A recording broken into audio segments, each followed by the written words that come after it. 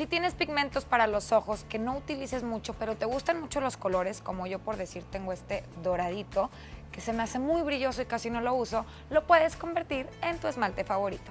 Lo que necesitas son pigmentos sueltos, como estos dos que tengo yo. Si tienes una sombra que es compacta, le puedes raspar tal vez un poquito y que caiga el polvo, aunque no te puedo corroborar o asegurar que vaya a pintar igual que unos pigmentos reales.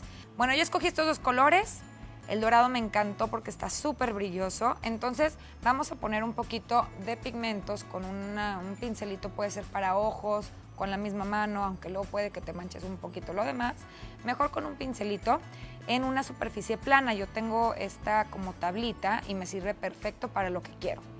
Solo un poco y después dejamos caer unas 2 o 3 gotitas de un esmalte transparente. Lo revolvemos súper bien con la misma brocha del esmalte y aplicamos.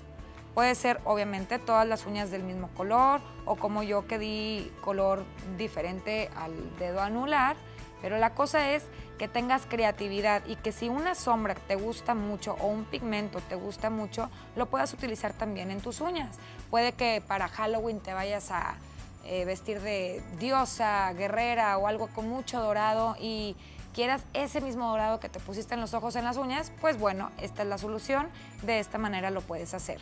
El acabado queda un poquito mate o al menos no tan brilloso como los esmaltes de costumbre, entonces a mí me gustó así, pero también te puedes poner, ya que sequen, una capa del esmalte transparente. Eso sí, limpia muy bien la brochita antes de guardarla en el recipiente con quita esmalte y te sellas el color con el color transparente o con el esmalte transparente, sellas y das brillo en una sola pasada.